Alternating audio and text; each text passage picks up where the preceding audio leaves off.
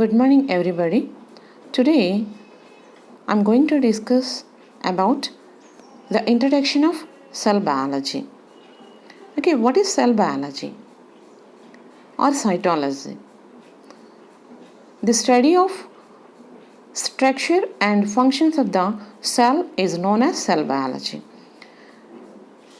ఓకేమా, మనం కణజీవ శాస్త్రం గురించి ఇవాళ తెలుసుకుందాం. ఈ కణజీవ శాస్త్రం అంటే ఏంటి? కణం యొక్క నిర్మాణము మరియు విధుల గురించి అధ్యయనం చేసేటువంటి విభాగాన్ని మనము సెల్ బయాలజీ లేదంటే కణజీవ శాస్త్రంగా చెప్పుకోవడం జరుగుతుంది. It is also known as cytology. Okay, before going to the introduction to cell biology, I would like to discuss about the syllabus with regards to your paper 3. Okay, paper 3 is cell biology, genetics and evolution. In this, cell biology included in the 2 units. First unit, we have the definition, history and different types of cells, virus, viroids and mycoplasma. మనకు మొదటి చాప్టర్లో లేదా మొదటి యూనిట్లో కణజీవ శాస్త్రం యొక్క నిర్వచనం మరియు దాని యొక్క చరిత్ర గురించి తెలుసుకుంటాం. అదేవిధంగా మనకు వివిధ రకాల కణాల యొక్క రకాలు అంటే ప్రోకారియోటిక్ సెల్స్ మరియు యూకారియోటిక్ సెల్స్, కేంద్రక పూర్వ కణాలు మరియు నిజకేంద్రక కణాల గురించి తెలుసుకోవడం జరుగుతుంది. దానితో పాటుగా వైరస్, వైరాయిడ్స్ మరియు మైకోప్లాస్మా అంటే ఏంటి అనే అంశాల గురించి కూడా మనము ఈ యూనిట్లో 1.1లో తెలుసుకోవడం జరుగుతుంది. Next 1.2. 1.2 includes the electronic microscopic structure of the eukaryotic cells. After invention of the electron microscope, there is a drastic change in the field of cytology or cell biology. Okay, మనము ఈ 1.2లో వచ్చేసి మనకు యూకారియోటిక్ సెల్ యొక్క నిర్మాణం under microscope, electron microscope కింద మనం చూసినప్పుడు ఏ విధమైన ఆర్గానెల్స్ కనిపిస్తాయి, వాటి గురించి అధ్యయనం చేయడం అనేది జరుగుతుంది. Next 1.3 plasma membrane. In this topic we study the structure and functions of plasma membrane and also different models proposed for explanation of this structure of plasma membrane. ఈ 1.3లో మనము ప్లాస్మా త్వచం గురించి తెలుసుకుంటాం. ఈ ప్లాస్మా త్వచం యొక్క నిర్మాణము మరియు విధుల గురించి తెలుసుకుంటూ దానితో పాటుగా దీని యొక్క నిర్మాణం గురించి వివరించేటువంటి సిద్ధాంతాలైనటువంటి కొన్ని సిద్ధాంతాల గురించి కూడా తెలుసుకోవడం జరుగుతుంది. వాటిలో ప్రధానమైనవి మనకు unit membrane theory and fluid mosaic theory. Okay, the theories which are most accepted are unit membrane theory and fluid mosaic theory. Okay, this is about the unit 1. Next after that unit 2. In this unit 2, we study the cell organelles which are present suspended in the protoplasm of the cell. మనము రెండవ అధ్యాయంలో వివిధ కణాంగాల గురించి తెలుసుకుంటాం. ఈ కణాంగాలన్నీ కూడా మనకు కణం యొక్క కణజీవ ద్రవ్యంలో తేలియాడుతూ ఉంటాయి. దీనిలో 2.1 ఫస్ట్ 2.1లో మనము ఎండోప్లాస్మిక్ రెటిక్యులం యొక్క నిర్మాణము మరియు విధుల గురించి తెలుసుకుంటాం. We study the structure and functions of the endoplasmic reticulum in 2.1. The name itself indicates that this cell organelle is present in the endoplasm in the form of a network. ఈ అంతర్జీవ ద్రవ్యజాలం అనేది మనకు కణం యొక్క అంతర్జీవ ద్రవ్యంలో ఉండి ఇది నెట్వర్క్ లైక్ స్ట్రక్చర్గా మనకు కణమంతా కూడా విస్తరించి ఉండడం అనేది జరుగుతుంది. It is concerned with transport and formation of the membranes. Okay, మనకు ఈ అంతర్జీవ ద్రవ్యజాలం అనేది కణంలో రవాణాకు మరియు అంతేకాకుండా అది కణానికి ఆధారాన్ని ఇవ్వడంలోనూ పడుతుంది. అంతేకాకుండా డిఫరెంట్ మెంబ్రెయిన్ ఆర్గానెల్స్ని కూడా ఇది ఫామ్ చేయడము జరుగుతుంది అనమాట. Next 2.2 structure and functions of the Golgi apparatus. This Golgi apparatus is concerned with the secretory function of the cell. Okay, మనము తర్వాత 2.2లో గాల్జీ నిర్మాణం గురించి తెలుసుకోవడం జరుగుతుంది. ఈ గాల్జీ నిర్మాణము మరియు విధుల గురించి తెలుసుకుంటాం. ఇది ప్రధానంగా వచ్చేసి మనకు సెక్రటరీ ఫంక్షన్ని నిర్వర్తించడం అనేది జరుగుతుంది. కాబట్టి ఎక్కడైతే సెక్రటరీ సెల్స్ అంటే ఎంజైమ్లు కానీ లేదా హార్మోన్లు కానీ స్రవించేటువంటి గ్రంథులు ఏవైతే ఉంటాయో వాటిలో ఈ గాల్జీ apparatus అనేది బాగా అభివృద్ధి చెంది ఉంటుందన్నమాట.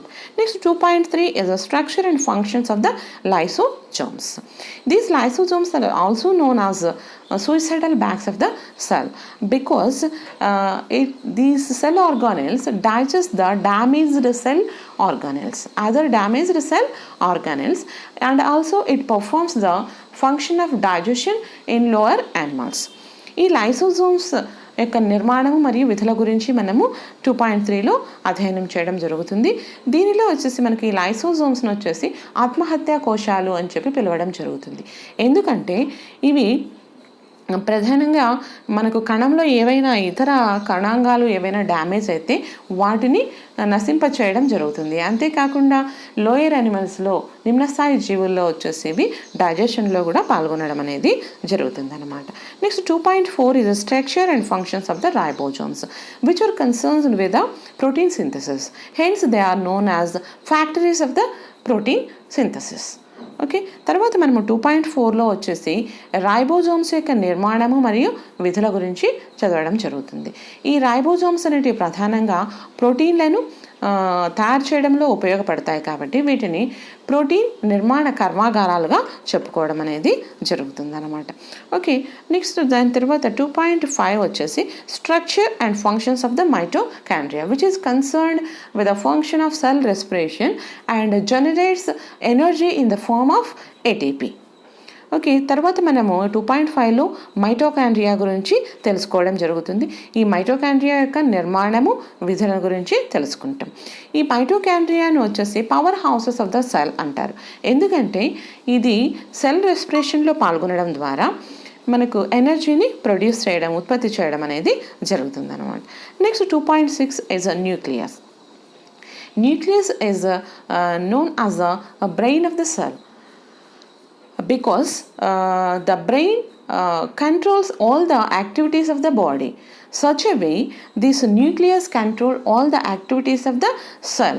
Hence, it is known as a brain of the cell. Okay, తర్వాత మనం 2.6లో వచ్చేసి కేంద్రకం యొక్క నిర్మాణం గురించి అధ్యయనం చేయడం జరుగుతుంది.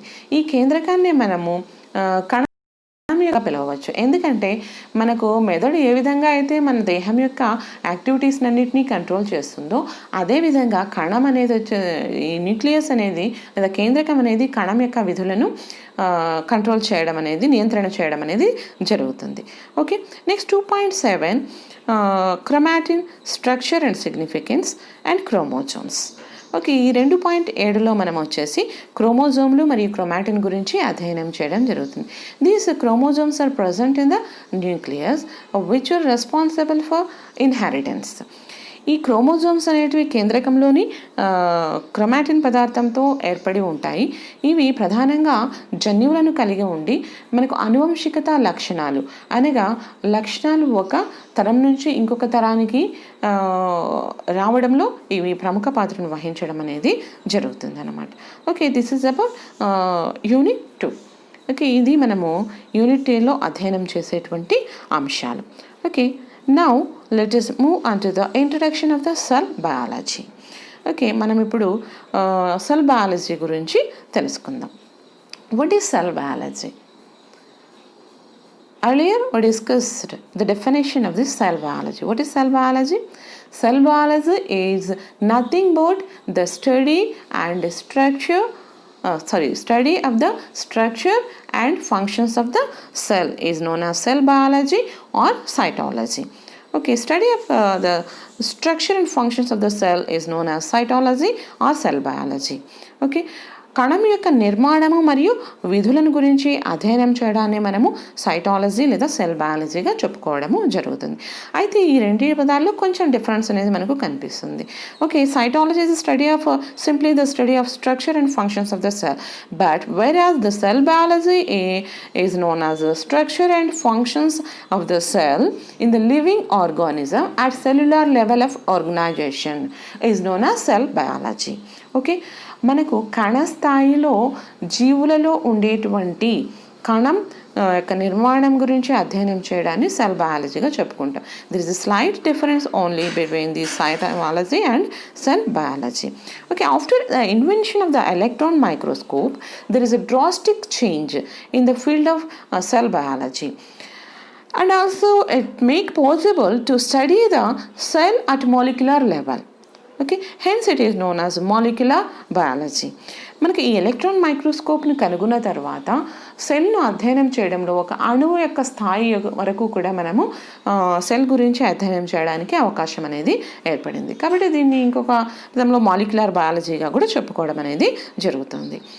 ఈ సెల్ని for the first time who identified, who observed or who coined this word cell? All of you might know the scientist name. Who? The scientist by name Robert Hooke coined the word cell by observing the slice of a cork under the microscope. He observed that the honeycomb-like structures under the microscope while he is observing the cork slice. Okay, ఈ బెండు ముక్కను అతను Robert hook అనేటువంటి శాస్త్రవేత్త microscope కింద పెట్టి గమనిస్తూ ఉన్నప్పుడు అతను ఖాళీగా ఉండేటువంటి రూమ్ లైక్ స్ట్రక్చర్స్ని అతను గమనించాడు. కాబట్టి ఆ మీనింగ్ వచ్చేటట్లుగా దానికి సెల్ అనేటువంటి పదాన్ని అతను పెట్టడం అనేది జరిగిందనమాట. Okay, the cell was observed firstly by the scientist by Robert hook, but before that actually the cell was described, the erythrocytic cell was described by Swaminathan. Okay, what is the definition of the cell biology? Structural, biochemical and developmental and hereditary aspects of the cell. The study of structural, biochemical, developmental and hereditary aspects of the cell is known as cell biology. Okay, cell biology అంటే ఏంటిమా? సెల్ని మనము అన్ని కోణాలలోనూ అనగా నిర్మాణాత్మకంగాను, అదేవిధంగా జీవరసాయన పరంగాను, అభివృద్ధి పరంగాను, అదేవిధంగా ఆనువంశికత లక్షణాల పరంగాను అధ్యయనం చేయడాన్ని మనము సెల్ బయాలజీగా చెప్పుకోవడం అనేది జరుగుతుంది. ఇక్కడ ఉన్నటువంటి ఈ ఇమేజ్ని మీరు గమనించినట్లయితే ఇక్కడ 2 types ఆఫ్ సెల్స్ అనేటివి మనకి ఇక్కడ కనిపిస్తున్నాయి. First one is bacteria which is prokaryotic cell and the second one is eukaryotic cell. All metazoan cells are eukaryotic cells. Okay ma, next history of this cell biology. Okay, many scientists contributed for the development of cell biology. Already we discussed the Swaminathan in 1658 described the structure and firstly actually observed or somewhat described the erythrocytic cell in frog. After that in 1665 Robert Hooke observed the slice of the cork under the microscope and he observed the hollow spaces like structures and coined the word cell for that structure. Okay, Swaminathan అనేటువంటి శాస్త్రవేత్త 1658లోనే actually ఫ్రాగ్లో ఉండేటువంటి erythrocytic సెల్ని కొంతవరకు describe చేయడం అనేది, వర్ణించడం అనేది జరిగింది. అయితే ఆ తర్వాత రాబర్ట్ హుక్ వచ్చేసి బెండియం ముక్క యొక్క నిర్మాణాన్ని మైక్రోస్కోప్ కింద అబ్జర్వ్ చేస్తూ అతను చిన్న హనీకుంబ్ లైక్ అంటే తేనె తొట్టెలో ఉండేటువంటి గదుల వంటి నిర్మాణాలని అతను అబ్జర్వ్ చేయడం, గమనించడం జరిగింది. గమనించి వాటికి సెల్ అని పేరు పెట్టడం అనేది జరిగిందనమాట. అంటే ఈ రాబర్ట్ హుక్ ఏం చేశాడు? బెండు ముక్కను అబ్జర్వ్ చేశాడు. బెండు ముక్క అంటే it is a non living thing.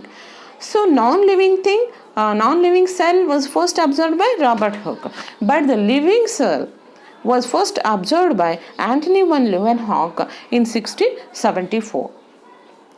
He first observed the movements of the Spirogyra under the microscope. Okay, మొట్టమొదటిసారిగా మనకు జీవించి ఉన్నటువంటి కణాలను గమనించినటువంటి శాస్త్రవేత్త, గుర్తించినటువంటి శాస్త్రవేత్త యాంటనీ వాన్ లీవెన్హాక్. ఇతను 1674లో స్పైరోగైరాను యొక్క మూమెంట్స్ని మైక్రోస్కోప్ కింద గమనించడం అనేది జరిగిందనమాట. ఆ తర్వాత అతను spirogyra, sperm, next other protozoan animals and నెమటోడ్స్ని కూడా ఇతను మొదటిసారిగా ఐడెంటిఫై చేయడం అనేది జరిగింది. ఇవన్నీ గమనించి అతను వాటిని మొట్టమొదటిగా యానిమల్ క్యూల్స్ అని చెప్పి పేరు పెట్టడం అనేది జరిగిందనమాట. Okay, Marcello Malpighi. ఈ Marcello Malpighi is recorded as the father of microscopic anatomy for his contribution of studying the animal tissue. Okay, Marcello మాల్పీజీని వచ్చేసి ఫాదర్ ఆఫ్ మైక్రోస్కోపిక్ అనాటమీగా చెప్పుకోవడం జరుగుతుంది. ఎందుకంటే ఇతను కణజాలం, జంతువుల్లో ఉండేటువంటి కణజాలాన్ని గురించి ఎక్కువగా అధ్యయనం చేయడం వల్ల అతనికి ఫాదర్ ఆఫ్ మైక్రోస్కోపిక్ అనాటమీగా పిలవడం అనేది జరుగుతుంది. నెక్స్ట్ స్లైడెన్ అనేది నాకు తెలిసి సైంటిస్ట్ నేమ్ మీరు విని ఉంటారు. ఏం చేశాడు అతను? He proposed the cell theory in plant cell. Schleiden as a German botanist who proposed the cell theory in plant cells. Okay, ఈ స్లైడెన్ అనేటువంటి శాస్త్రవేత్త మనకు మొక్కల యొక్క కణాలలో మొదటిసారిగా కణ సిద్ధాంతం గురించి ప్రపోజ్ చేయడం అనేది జరిగిందనమాట. అదేవిధంగా ష్వాన్ propose the cell theory in animal cell. ష్వాన్ అనే శాస్త్రవేత్త వచ్చేసి జంతు కణాల్లో సైమల్టేనియస్గా ఇతను 1838లో ప్రపోజ్ చేసే స్లైడ్ను 1839లోనే ష్వాన్ వచ్చేసి యానిమల్ సెల్లోని సెల్ థియరీని ప్రపోజ్ చేయడం, కణ సిద్ధాంతాన్ని ప్రతిపాదించడం అనేది జరిగిందనమాట. Okay, next Virchow stated that the cells always comes from the pre existing cells by cell division. ఈ విర్షో అనేటువంటి శాస్త్రవేత్త సెల్ డివిజన్ని గమనిస్తూ ఎప్పుడూ కూడా కణాలు అనేటివి ముందున్న కణాల నుంచే ఏర్పడతాయి కానీ, ముందు తరం కణాల నుంచే ఏర్పడతాయి కానీ కొత్తగా ఆవిర్భవించడం అనేది జరగదు అని చెప్పడం అనేది జరిగిందనమాట. Next Robert brown identify the nucleus which is regarded as the brain of the cell is identified by Robert Brown. Robert Hooke identified or coined the word cell, but Robert Brown identified or observed this nucleus in the cell. Robert brown మొట్టమొదటిసారిగా మనకు ఈ న్యూక్లియస్ని, కేంద్రకాన్ని గుర్తించడం అనేది జరిగింది. Okay, this is the history of cell biology, some of the scientist who contributed for the development of cell biology. Okay, this image shows the typical animal cell, of course. In this we can observe different parts. Okay, first one at the right side we observe the nucleus, which is present more or less. This is the nucleus which is present more or less in the center of the cell, which controls all the activities of the cell. Okay, it is also responsible for inheritance, that is passing on of characters from one generation to another generation. The second one is a nucleolus. Nucleolus is present in the nucleus, okay, which produces the RNA. Next, endoplasmic reticulum. This endoplasmic reticulum is present in the endoplasm of the cytoplasm, endoplasm of the cell, in the form of a network which gives the supports to the cell, and also it performs the function of transport and forms the membranes of other cell organelles. Next, Golgi body. This Golgi body is derived from endoplasmic reticulum and it is concerned with the secretory function. Next, centrosomes. These centrosomes are present only in the animal cell, which is concerned which performs and plays an important role in the cell division. Next is mitochondrion. These are concerned with the cell respiration, which produces the energy in the form of ATP in the cell. the energy is required for the to perform all the activities of the cell. So hence they are known as powerhouses of the cell. Okay, next, ribosomes. These ribosomes are present in the cytoplasm, either suspended or they may be present attached to the what is known as endoplasmic reticulum. Cytoplasm is a fluid material which is present in between the plasma membrane and the nucleus. All the cell organelles are suspended in the cytoplasm. Next, cell membrane or plasma membrane. This is a membrane which surround the cytoplasm, and because of the presence of this plasma membrane only, the cells are divided from one another, and also it maintains the individuality of the cell. It performs the function of the transport of ions or substances. Okay, it also gives the support or a definite shape to the cell. Next is lysosome. Lysosomes are also known as the suicidal bags of the cell, which perform the function of digestion of damaged cell organelles within the cell, and also they perform the function of digestion of the food material in lower animals. Next, microtubules. These microtubules gives the support to the cell. Okay, these are the different parts of the cell, that is the cell organelles which are present in the cytoplasm. Okay మా, దీనిలో మనకు ఈ పిక్చర్లో గమనించినట్లయితే different cell organelles, కణాంగాలు అనేవి మనకు కనిపిస్తున్నాయి. మొదటిది న్యూక్లియస్. ఈ న్యూక్లియస్ లేదా కేంద్రకం అనేది మనకు అనిమల్స్లో, జంతు కణంలో వచ్చేసి సాధారణంగా మధ్య భాగంలో ఓవల్ షేప్లో కానీ, అండాకారంలో కానీ లేదా గుండ్రంగా కానీ ఉండడం అనేది జరుగుతుంది. దీని యొక్క ఆధీనంలోని కణం యొక్క వివిధ విధులన్నీ కూడా ఉండడం జరుగుతుంది. కాబట్టి దీన్ని బ్రెయిన్ ఆఫ్ ద సెల్గా చెప్పుకోవడం అనేది జరుగుతుంది అనమాట. Next, nucleolus. ఈ న్యూక్లియోలస్ అనేది మనకు న్యూక్లియస్లో ఉంటుంది. దీనిలో ఆర్ఎన్ఏ అనేది తయారు కావడం అనేది జరుగుతుంది అనమాట. నెక్స్ట్, ఎండోప్లాస్మిక్ రెటిక్యులం, అంతర్జీవ ద్రవ్యజాలం. ఈ అంతర్జీవ ద్రవ్యజాలం అనేది సెల్ యొక్క ఎండోప్లాజంలో అంతటా కూడా విస్తరించి ఉండి ఇది కణానికి ఆధారాన్ని ఇస్తుంది. అంతేకాకుండా కణం లోపల రవాణాలోనూ ఉపయోగపడుతుంది. వివిధ మెంబ్రేనస్ ఆర్గానెల్స్ యొక్క మెంబ్రేన్స్ తయారు చేయడంలోనూ ఇది ఉపయోగపడడం అనేది జరుగుతుంది అన్నమాట. Next, Golgi bodies. Golgi complex or Golgi నిర్మాణాలు. ఇవి వచ్చేసి ప్రధానంగా మనకు స్రావక విధిని నిర్వర్తిస్తాయి. కాబట్టి స్రావక విధిని నిర్వర్తించే కణాల్లో బాగా అభివృద్ధి చెంది ఉండడము కనిపిస్తుంది. Next, centrosomes. ఈ సెంట్రోజోమ్స్ అనేవి మనకు జంతు కణంలో మాత్రమే కనిపించేటువంటి కణాంగాలు. ఇవి ప్రధానంగా సెల్ డివిజన్లో ప్రముఖ పాత్రను వహించడం అనేది జరుగుతుంది. Next, mitochondria. ఈ మైటోకాండ్రియానే మనము power houses of the cell అని చెప్పుకోవడం జరుగుతుంది. ఎందుకంటే ఇవి సెల్ రెస్పిరేషన్లో అంటే కణ శ్వాసక్రియలో పాల్గొనడం ద్వారా పదార్థాలను ఆక్సీకరణ చెందించి మనకు ఎనర్జీని, శక్తిని ఏటీపీ రూపంలో ఉత్పత్తి చేయడం అనేది జరుగుతుంది అన్నమాట. Next, ribosomes. రైబోజోమ్స్ అనేటివి ప్రధానంగా ప్రోటీన్లను తయారు చేసేటువంటి కణాంగాలు. ఇవి మనకు జీవద్రవ్యంలో సస్పెండ్ అయ్యి కానీ, లేదా అంటే తేలియాడుతూ కానీ, లేదంటే అంతర్జీవ ద్రవ్యజాలానికి అతికి కానీ ఉండడం అనేది జరుగుతుంది. Next, cytoplasm. ఈ సైటోప్లాజం అనేది మనకు fluid like material which is present between the plasma membrane and nucleus.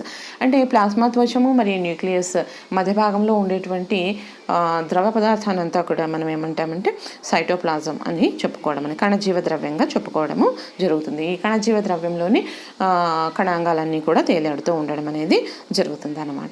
Next, cell membrane లేదా ప్లాస్మా త్వచం. ప్లాస్మా త్వచం అనేది కణాన్ని ఆవరించి ఉండి దానికి ఆధారాన్ని ఇవ్వడంలోను, అదేవిధంగా కణానికి ఒక నిర్దిష్టమైన ఆకారాన్ని ఇవ్వడంలోనూ ఉపయోగపడుతుంది. అంతేకాకుండా కణం యొక్క ఇండివిజువాలిటీ అనేది మెయింటైన్ చేయడానికి ఉపయోగపడడం అనేది జరుగుతుంది అన్నమాట. లైసోజోమ్స్. ఈ లైసోజోమ్స్ అనేటివి మనకు ఆత్మహత్య కోశాలుగా చెప్పుకున్నాం. ఇవి వచ్చేసి ఒకే యూనిట్ మెంబ్రెయిన్తో ఆవరించబడి ఉండి దీనిలో హైడ్రోలైటిక్ ఎంజైమ్స్ అనేవి ఉండడం వల్ల ఏవైనా దెబ్బతిన్న కణాంగాలు ఉంటే వాటిని డైజెస్ట్ చేయడం అనేది, అంటే పూర్తిగా నశింపచేయడం అనేది జరుగుతుంది అనమాట. Next, microtubules. మైక్రోట్యూబ్యూల్స్ అనేటివి ప్రధానంగా కణానికి ఆధారాన్ని ఇచ్చేటువంటి కణాంగాలు. ఈ మైక్రోట్యూబ్యూల్స్ అదేవిధంగా ఇంటర్నల్ ఫిలమెంట్స్, మైక్రోఫిలమెంట్స్, ఈ 3 రకాల కణాంగాలు ఏవైతే ఉన్నాయో అవన్నీ కూడా సైటోస్కెల్టన్లో భాగంగా ఉండి మనకి ఇవి కణానికి ఒక ఆధారాన్ని ఇవ్వడం అనేది జరుగుతుంది అనమాట. నెక్స్ట్ సెల్ వాల్ అనేది సాధారణంగా మనకు అనిమల్ సెల్లో కనిపించదు. అయితే ఇది ప్లాంట్ సెల్లో సెల్ వాల్ అనేది ఉండి ఇది కణానికి ప్లాంట్ సెల్కి బాగా ఆధారాన్ని ఇవ్వడంలో ఉపయోగపడుతుంది. ఇది సెల్యులోజ్ లేదా లిగ్నిన్తో నిర్మితమై ఉంటుందన్నమాట. కొన్ని లోయర్ అనిమల్స్లో మనం ఈ సెల్ వాల్ని అబ్జర్వ్ చేయవచ్చు అన్నమాట. Okay, next after that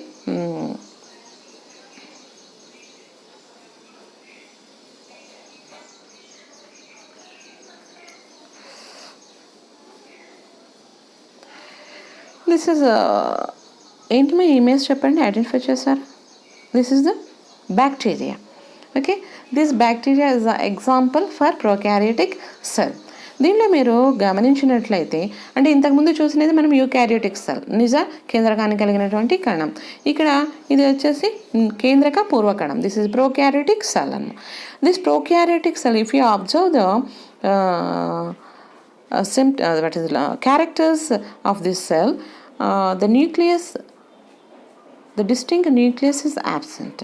The DNA is present all over the cell in the form of a ring. Okay, ribosomes are also present. Okay, these ribosomes in this case of prokaryotic cells are 70 S type of ribosomes. Capsule or cell wall. Cell wall is present in these bacteria or prokaryotic cells. These flagella are organelles which is useful for motility. This DNA which is present as a circular ring is known as nucleide. Okay, but all the membrane organelles, mitochondria or Golgi complex or lysosomes, all these cell organelles are absent in this bacteria cell. That is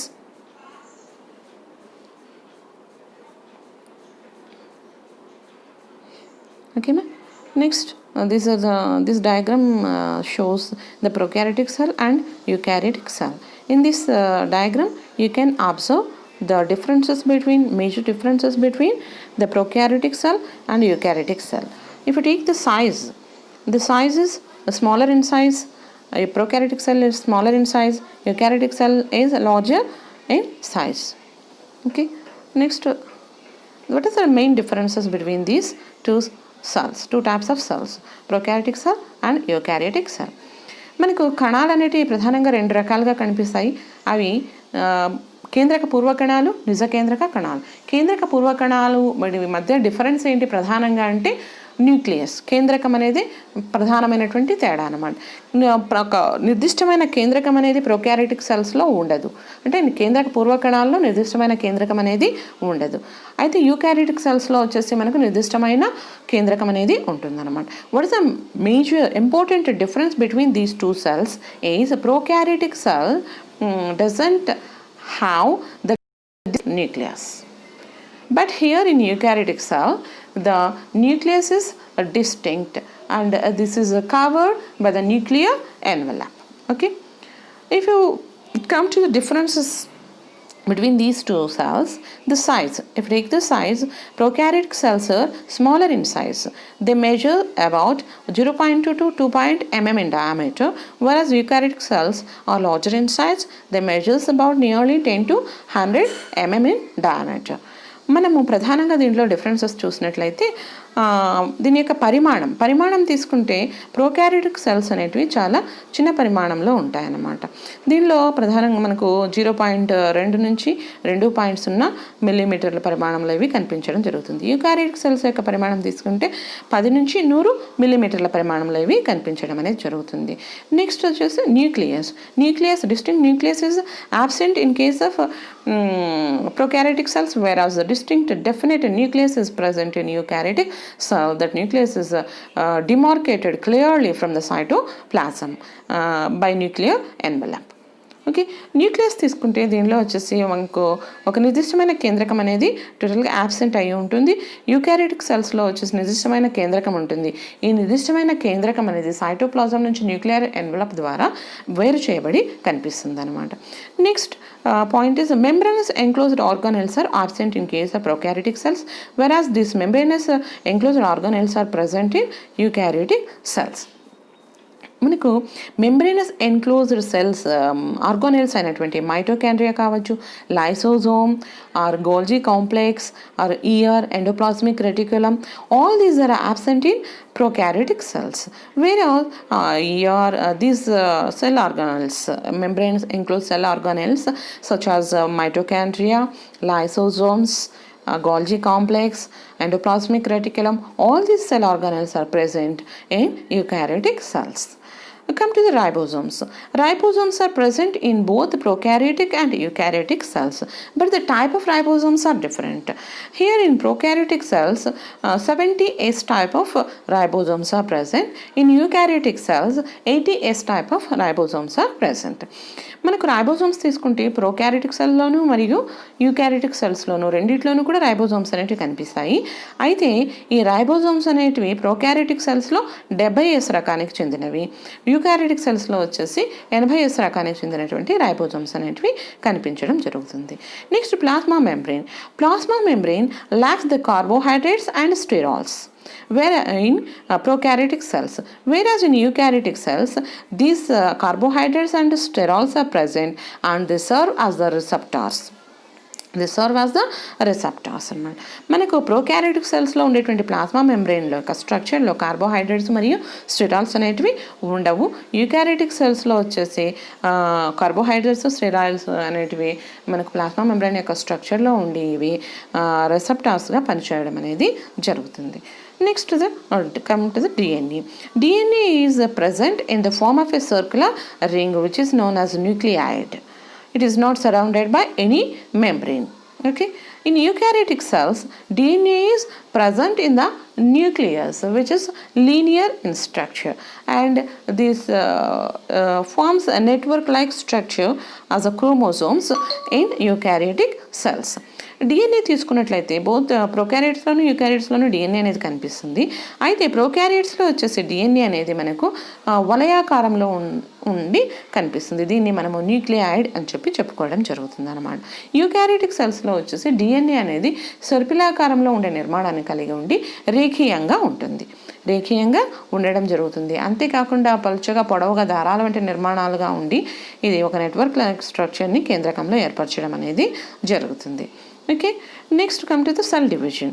The prokaryotic cells undergoes the cell division through binary fission only. But here in case of eukaryotic cells, we can come across the mitosis and meiosis. Both the type of cell divisions are present in eukaryotic cells అన్నమాట. Prokaryotic cells తీసుకుంటే కేంద్రక పూర్వ కణాల్లో మనకు cell division అనేది ద్విధా విచ్ఛిత ద్వారా జరుగుతుంది. Simply మనకు కణం అనేది పొడవుగా సాగి దాని మధ్యలో కన్స్ట్రక్షన్ అనేది ఏర్పడి రెండుగా కణాలు అనేవి విభజన చెందడం జరుగుతుంది. It is also of course known as amitosis. దీన్ని ఎమైటాసిస్గా కూడా చెప్పుకోవడం జరుగుతుంది.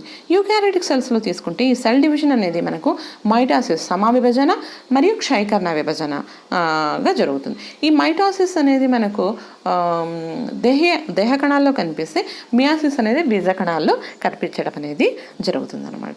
Example for prokaryotic cells is bacteria and for eukaryotic cells examples are protozoa or all the metazoal cells.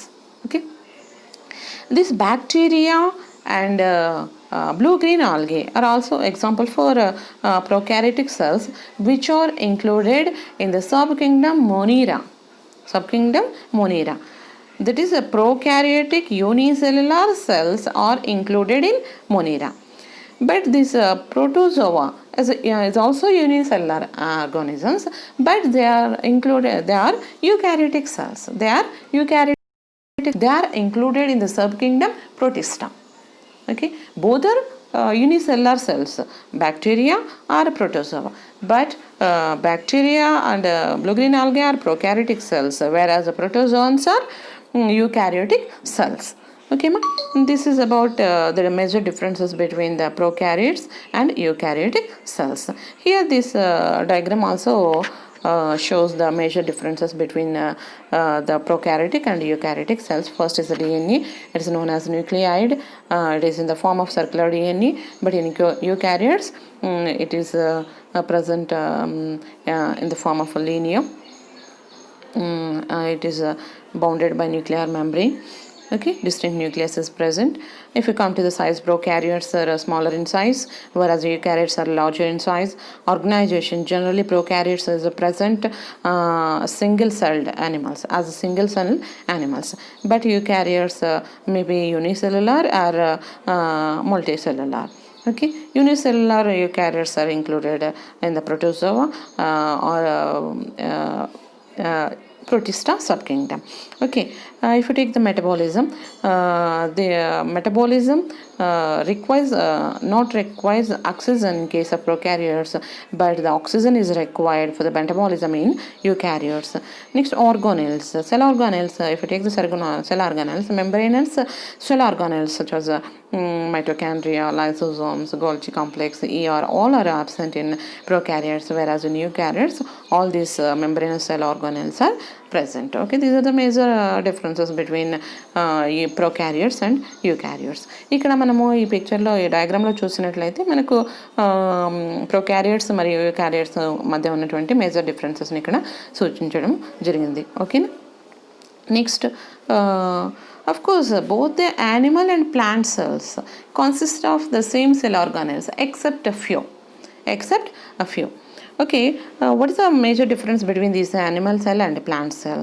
Okay, the major difference is the cell wall. Plant cell has the cell wall surrounding the plasma membrane. Okay, but the cell wall is absent in case of animal cell. Vacuoles are present in the plant cell, whereas these are absent in case of animal cell generally. But these vacuoles are present in lower animals such as paramecium, as in the form of a contractile vacuole or food vacuole in the lower animals. But generally in the higher animals, these vacuoles are absent in animal cell. Chloroplast perform the function of production of food, autotroph. Okay, plant cells are the autotrophs, but this animal cell is a heterotroph. Hence, the chloroplast is present only in the plant cells, but these chloroplasts are absent in animal cell. These are the major differences in the animal cell and plant cell. Here in this diagram, we can observe the common things in the center and exception, and some of the cell organelles are present only in the animal cell or represented at the right side of the animal cell, and the components which are present only in the plant cell are represented in the left side of the diagram. ఓకేమా. ఇక్కడ మనకు ఈ పిక్చర్లో గమనించినట్లయితే plant cell మరియు animal cell యొక్క డిఫరెన్సెస్ని ఇక్కడ సూచించడం అనేది జరిగింది. ప్రధానంగా మనకు ప్లాంట్ సెల్లో సెల్ వాల్ అనేది కణాన్ని ఆవరించి ఉంటుంది. అయితే మనకు యానిమల్ సెల్లో ఇటువంటి సెల్ వాల్ కవచం అనేది కనిపించదు అనమాట. నెక్స్ట్, వాక్యూల్స్, రిక్తికలు అనేటివి అన్ని మొక్కల యొక్క కణాల్లో ఉంటాయి, ప్లాంట్ సెల్ అందులోనూ కనిపిస్తాయి. అయితే మనకు దీంట్లో యానిమల్ సెల్లో తీసుకుంటే వాక్యూల్స్ అనేటివి సాధారణంగా ఉండవు. అయితే లోయర్ యానిమల్ సెల్స్లో సంకోచ రిక్తికల రూపంలోను, ఫుడ్ వాక్యూల్స్ రూపంలో, ఆహార రిక్తికల రూపంలోను మనకు ఇవి వాక్యూల్స్ అనేటివి కనిపిస్తాయి అన్నమాట. అయితే హైయర్ యానిమల్స్లో జనరల్గా వాక్యూల్స్ అనేటివి అబ్సెంట్ అయి ఉంటాయి. Next, chloroplast. ఈ క్లోరోప్లాస్ట్ అనేది మనకు కిరణజన్య సమయక్రియ ద్వారా ఆహారాన్ని తయారు చేసేటువంటి ఒక కణాంగం. ఇది ప్లాంట్ సెల్లో మాత్రమే మనకు కనిపిస్తుంది, యానిమల్ సెల్లో మనకు కనిపించడం అనేది జరగదనమాట. ఎందుకంటే అవి స్వయం పోషకాలు కాబట్టి ఆహారాన్ని అవే తయారు చేసుకుంటాయి. కాబట్టి ఈ క్లోరోప్లాస్ట్ అనేవి మనకు ప్లాంట్ సెల్లో కనిపిస్తాయి. వీటి యొక్క ప్రెజెన్స్ అనేది మనకు యానిమల్ సెల్లో అవసరం లేదు, ఎందుకంటే దీస్ ఆర్ ద హెటెరోట్రోఫ్స్ అనమాట. Okay, this is the major difference between animal cell and plant cell. ఓకేమా. Next, cell theory. What is cell theory? Cell theory states that the cell is the basic unit of structure and function of all living things. మనకు ఈ కణ సిద్ధాంతం ఏం తెలియజేస్తుందంటే ఈ కణం అనేది జీవుల యొక్క నిర్మాణాత్మక మరియు క్రియాత్మక ప్రమాణంగా ఉంటుంది అని తెలియజేస్తుంది. ప్రధానంగా సెల్ థియరీ యొక్క పాయింట్ అదే అన్నమాట. Next, this cell theory was proposed by the German botanist Leyden in 1838. But in animal cell, this cell theory was proposed by German zoologist by name Schwann in 1839 simultaneously. అంటే మనకు ఈ cell థియరీని వచ్చేసి మొక్కల యొక్క కణాల్లో plant సెల్స్లో వచ్చేసి ష్లైడెన్ అనే శాస్త్రవేత్త 1838లో ప్రతిపాదించడం జరిగింది. అదేవిధంగా 1839లో ష్వాన్ అనేటువంటి జర్మన్ జువాలజిస్ట్ 1839లో అనిమల్ సెల్లో జంతు కణాల్లో ఈ సెల్ థియరీని ప్రపోజ్ చేయడం అనేది జరిగింది. ఈ సెల్ థియరీకి తర్వాత విర్షో అనే శాస్త్రవేత్త ఇంకొక పాయింట్ని యాడ్ చేయడం జరిగింది. Virchow stated that all the cells always arises from the pre existing cells. Virchow అనే శాస్త్రవేత్త ఈ కణ సిద్ధాంతానికి ఇంకొక పాయింట్ని యాడ్ చేయడం జరిగింది. ఏంటంటే కణాలు ఎప్పుడూ కూడా అంతకు ముందు ఉన్నటువంటి కణాల నుంచే ఏర్పడతాయి, అంతేగాని కొత్తగా ఆవిర్భవించడం అనేది జరగదు.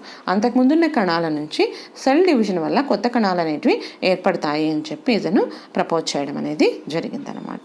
ఈ సెల్ థియరీ అనేది it's the basis of foundation of biology. ఈ జీవశాస్త్ర అధ్యయనానికి సెల్ థియరీ ఈజ్ ఒక ప్రముఖ భూమికగా మనము చెప్పుకోవచ్చు అనమాట. డుటాచెట్ అనేటువంటి శాస్త్రవేత్త ఏం చెప్పాడంటే cell is the fundamental element of organisation. వ్యవస్థీకరణలో మనకు ఈ సెల్ అనేది ఒక ప్రాథమికమైన ప్రమాణంగా ఉంటుంది అని చెప్పి చెప్పడం అనేది జరిగిందనమాట. Okay, what are the important points included in this cell theory as we can follow. Okay, here is the cell theory. All living things are made up of cells. అన్ని జీవులు కూడా కణాలతో నిర్మితమై ఉంటాయి. Next point is cell is the basic structural and function unit of all organisms. Okay, ఈ కణము అనేది జీవుల యొక్క ప్రాథమికమైనటువంటి నిర్మాణాత్మక మరియు క్రియాత్మక ప్రమాణంగా ఉండడం అనేది జరుగుతుంది. Next point, cells come from pre existing cells. ఈ కణాలు అనేటివి ఎప్పుడూ కూడా ముందు ఉన్నటువంటి కణాల నుంచి కణ విభజన వల్ల ఏర్పడడం అనేది జరుగుతుంది. Cells always form from the pre existing cells by cell division. Okay, next point, all cells are basically same in chemical composition. Okay, మనకు రసాయనికంగా దీని యొక్క సెల్ యొక్క నిర్మాణం తీసుకుంటే అన్ని కణాలు కూడా ప్రాథమికంగా ఒకే రకమైనటువంటి రాసాయనిక నిర్మాణాన్ని కలిగి ఉండడం అనేది జరుగుతుంది. Okay, this also contains the hereditary information. ఈ కణాలు అనేటివి మనకు అనువంశితకు సంబంధించినటువంటి ఇన్ఫర్మేషన్ ఇవి కలిగి ఉండడము జరుగుతుంది. This is about cell theory. ఓకేమా, this is about the introduction to cell biology. In the next class I will discuss about the electron microscopic structure of the animal cell. Thank you for listening. Okay ma.